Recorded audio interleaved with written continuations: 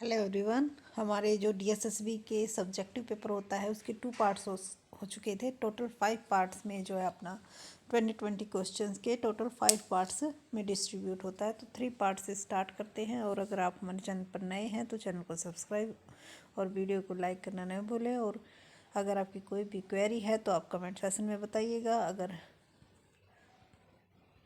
आपकी पूरी हेल्प करने की कोशिश करेंगे। स्टार्ट करते हैं फर्स्ट क्वेश्चन से। In which of the following stream are classical theory of organized development. तो कौन सी स्ट्रीम्स आती? Bureaucracy, administrative theory, scientific management. तीनों ही ये क्लासिकल थ्योरी की जो हैं उससे बिलोंग करती हैं। तो इसका आंसर आ जाएगा option number second, first, second और थर्ड तीनों ही। If good growing condition increase the supply of coconut and hot weather increase the demand for coconut water, the quantity of coconut both। तो इसका आंसर आ जाएगा हमारा option number first, increase and the price might rise, fall और not change. उसके बाद question number third, inside trading refers to trading in the scripts of a company by person having access to dash price sensitive information to make private gains or reduce losses। Option number third, unpublished. उसके बाद है question number four, is defined as a change in total cost as a result of change in the level of output, investment, etc। इसका answer आ जाएगा हमारा option number second, incremental cost.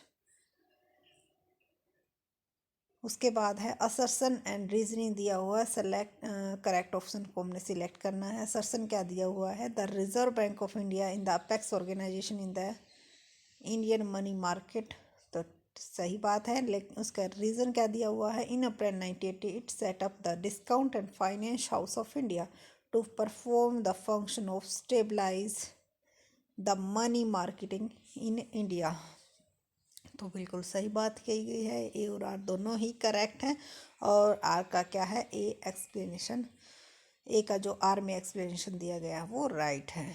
Choose the statement which is correct. Sales maximization will automatically lead to profit maximization. जी नहीं, ऐसा कुछ नहीं होता है। जब हम सेल्स मैक्सिमाइजेशन की सोचते हैं तो सेल्स हम प्रॉफिट को कंसीडर नहीं करते, सिर्फ ये सोचते हैं कि भाई जो हमारा सेल हो रहा है वो मैक्सिमम लेवल पे हो।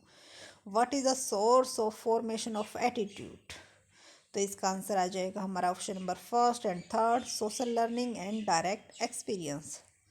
उसके बाद है question number 8, a strategy which is directed at producing goods and service considered unique in its industry and directed at consumer who are relatively price insensitive is known as.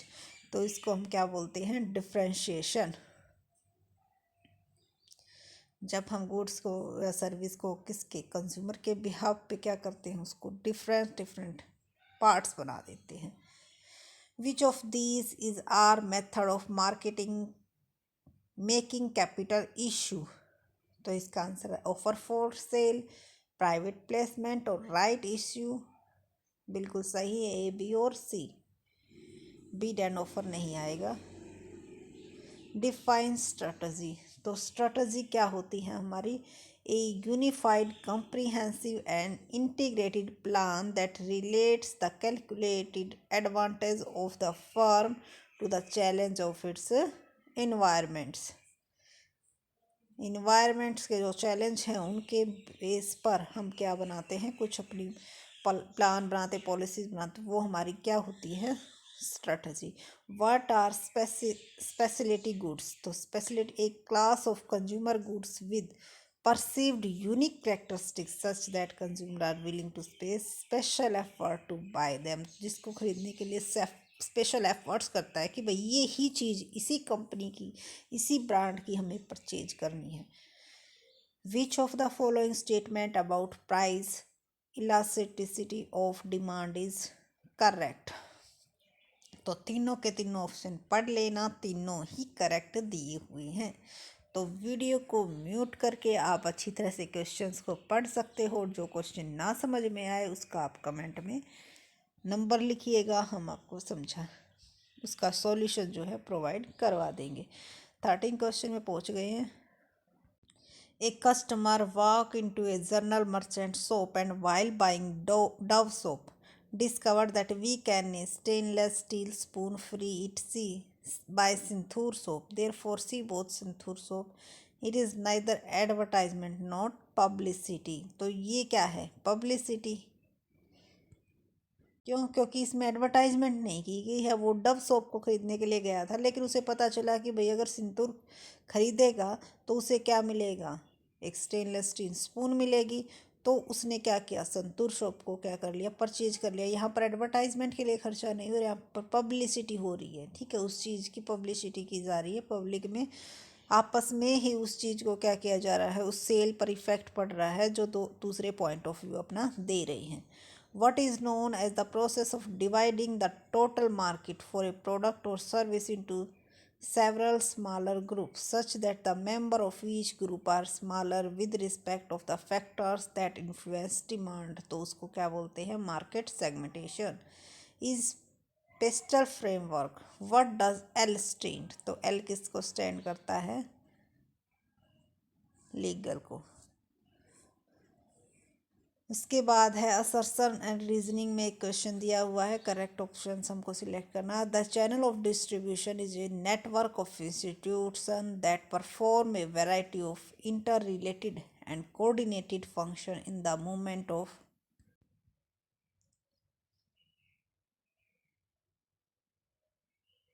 Goods from producers to consumer. Reason क्या दिया हुआ है? Most producer do not sell good directly to the consumer. They make use of variety of intermediary known as middlemen. These middlemen who take title of goods or assist in transferring the title to goods as they move from the producer to the consumer. तो बिल्कुल ही क्या है? दोनों की दोनों correct बात कही गई है। A person who reports unethical practice by their employer to outsider is known as whistle blower. जो कि अनएथिकल्स बातों को क्या है? बाहर कहता है, उस एम्प्लॉयज़ को हम क्या कहते हैं? Vigil blower. Which of the following is not one of the four central questions that the study of economics is supposed to answer? When are goods produced? कि क्या प्रोड्यूस किया जाए?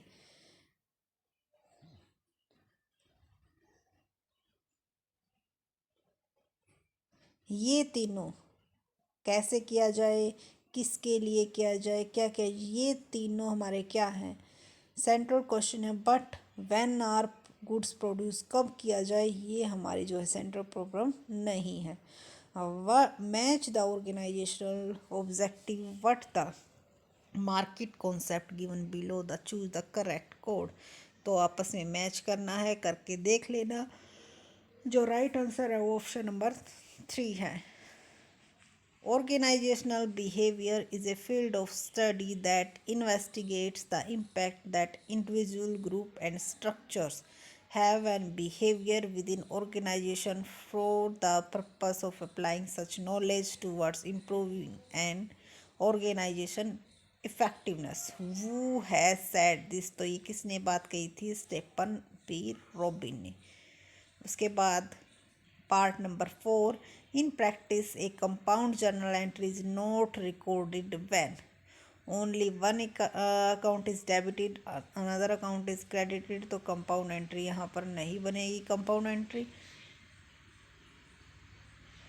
कब बनती है? जब दो या दो से ज़्यादा अकाउंट हमारे डेबिट या क्रेडिट होते हैं। ठीक है। Which of the following expenditure is considered as deferred revenue expenditure? तो 4000 spents of dismantling transportation and restoring plant and machinery new site. तो न्यू साइट्स का है, तो इसको हम क्या करेंगे? डेफर्ड रेवेन्यू एक्सपेंडिचर की तरह ट्रीट करेंगे। विच of these is a kind of company categories on the basics of liability of shareholders or member। तो ये किस में होती हैं? अनलिमिटेड लाइबिलिटीज में, unlimited company sorry. Which of the following ratio does come under activity और operating ratio? तो activity या फिर ऑपरेटिंग रेशो होती हैं, उसका ही पार्ट होती है इन्वेंट्री टर्नओवर रेशो। क्योंकि करंट रेशो और क्विक रेशो ये हमारे किसका पार्ट होती है, लिक्विडिटी रेशो का पार्ट होती है, यहाँ पर नहीं आएगा। विच of the following is not a method of costing, तो कौन सा कॉस्टिंग का मेथड नहीं है हमारा, स्टैंडर्ड कॉस्टिंग। उसके बाद है company forfeited 400 equity share of rate 10 each issued at a discount of 10% for non payment of 2 calls for 2 each, 2 calls की पेमेंट नहीं की जो जिनकी अमाउंट क्या था 2 ईच था। What will be the amount forfeited by the company, तो forfeited by company का जो अमाउंट है फॉरफिटेड का वो कितना आएगा, तो जो 2 कॉल्स की जो पेमेंट नहीं की है, 4 रुपये की पेमेंट नहीं की बट 6 रुपीज़ की जो है पेमेंट आ चुकी है, क्योंकि 10 का ही किया था तो डिस्काउंट वाला भी इसमें ऐड होगा। 6 4 जा 24 यानी कि 2400 हमारे फॉरफिटेड अकाउंट में आ जाएंगे। It is popularly technique for generating new ideas. A group of persons sit together and generate as many business ideas as possible. One idea leads to another. What is the techniques? तो इसको हम क्या बोलते हैं, brain storming. जब हम नई ideas को क्या करते हैं, जनरेट करते हैं, जब कई आइडियाज़ में से एक आइडियाज़ को हम क्या है निकाल के लेके आते हैं।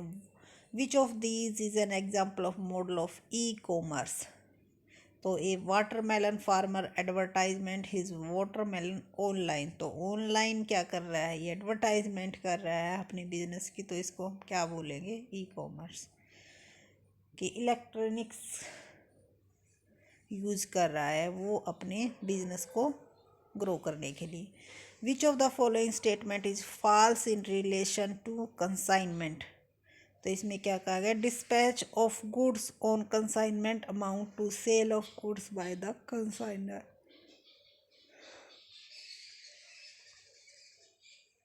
तो ये क्या है, फॉल्स स्टेटमेंट है।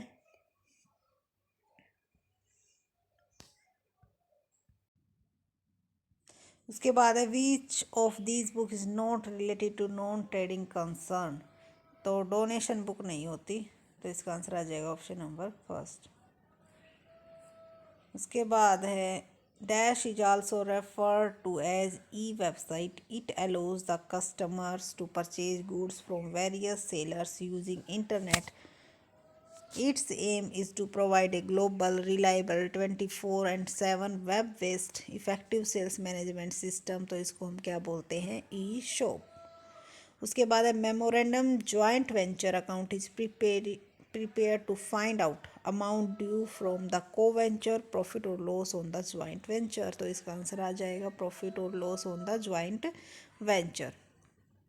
उसके बाद 13 question, a bill draw on June 16 from a period of 30 days and unfortunately July 19 is a public holiday, then what will be maturity date of the bill, तो इस बिल की जो है मैच्योरिटी डेट क्या होगी, क्योंकि अगर पब्लिक हॉलीडे होता है तो उससे एक दिन पहले उसकी मैच्योरिटी डेट हो जाती है, 3 दिन का ग्रेस पीरियड हम उसमें क्या करते हैं, ऐड करते हैं, तो 16 के हिसाब से 1 मंथ का 16 ही बनता, 3 दिन का ग्रेस पीरियड यानी कि 19 जुलाई बनता, लेकिन 19 जुलाई को पब्लिक हॉलीडे है तो आपका कब बनेगा, 18 जुलाई को। E cash is not based on which of the following system, note based of the, base किस पे नहीं है, तो डिजिटल नेम पे नहीं है, क्योंकि डिजिटल सिग्नेचर भी चाहिए, इलेक्ट्रॉनिक डाटा भी चाहिए, एक्सचेंज क्रिप्टो करेंसी भी, तो ऑप्शन नंबर 4 आ जाएगा इसका।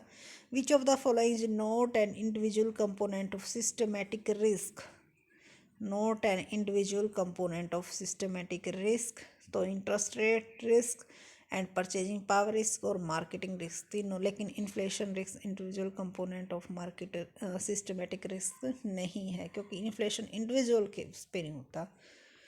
उसके बाद है question number 16, this is a basic concept of accounting, according to this concept every business transaction have a two fold effect, in commercial context it is famous dictum that every receiver is also a giver and every giver is also a receiver. Name the concept, तो dual aspect concept हमारा क्या कहता है कि एक अगर accounts हमारा debit होता है तो उतने ही अमाउंट से हमारा अकाउंट्स क्या भी होगा, क्रेडिट भी होगा, यही हमारा कौन सा कॉन्सेप्ट कहता है, डुअल एस्पेक्ट्स कॉन्सेप्ट कहता है।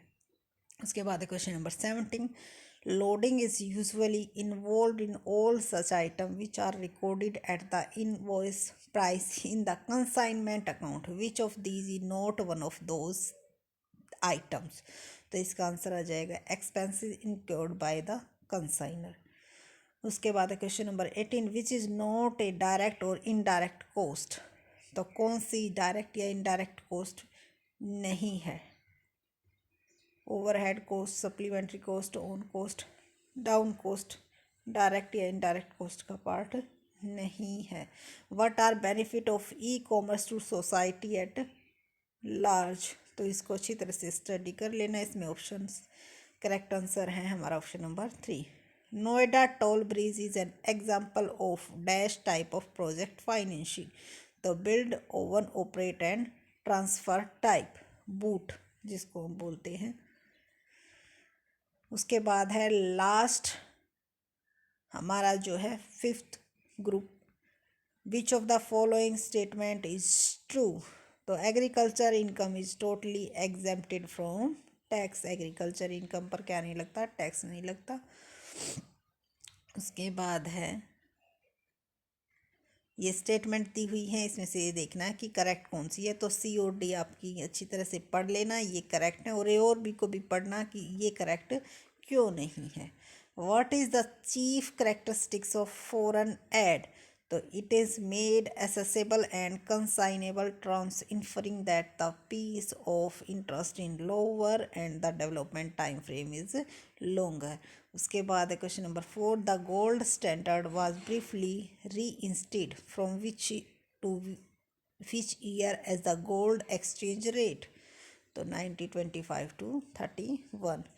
Which of the following performance of balance sheet of a company does require that the figure of the previous year should be shown in separate column along with the figure of the current year with respect to each of items of liabilities and assets। तो horizontal और vertical दोनों ही form में क्या कर सकते हैं?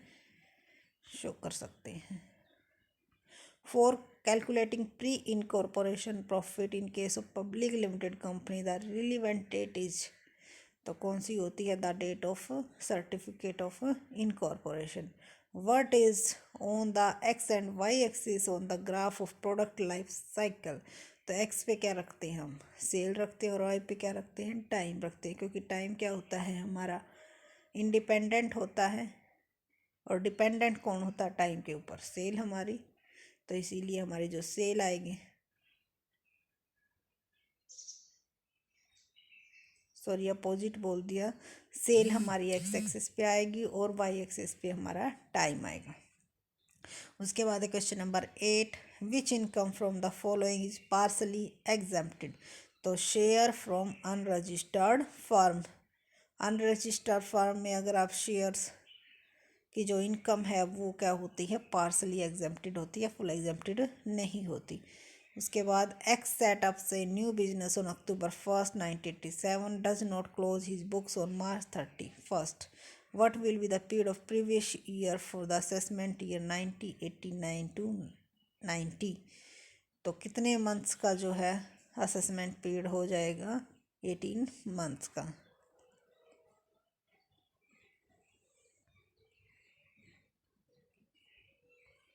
Which media is very effective from advertisement but is the most expensive medium?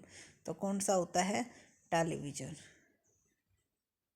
When marketing practice are condemned for lessening rivalry, the analysis falls under which journal space of social marketing issue? तो इसका answer आ जाएगा question number 4, marketing impact on other business. वो appoint NABARD chairman. तो नाबार्ड के chairman को कौन appoint करता है? Appointment committee of the union cabinet. उसके बाद है FEMA was passed by Lok Sabha. तो फेमा को कब पास किया गया? जो कि फेरे की जगह पे आया है। फॉरेन एक्सचेंज रेगुलेशन एक्ट को रिप्लेस करके 2 दिसंबर 1999 को। उसके बाद which one of the following is disadvantage of a tailor made software. तो it is difficult to learn and require high tech training. तो ये क्या है, डिसएडवांटेज है, बाकी सारी एडवांटेज गिवन है। उसके बाद है the state bank of India act was passed in 1957 and in course of India 8 major states associated bank were amalgamated with the main bank as its subsidiary. Which one of the following is not one of those bank? तो कौन सा नहीं था, bank of Punjab. उसके बाद question number 16, which of the following statement is true? तो कौन सी statement इनमें से ट्रू दी हुई है? Marketing reading is an analytical techniques which facility divided A market into segments.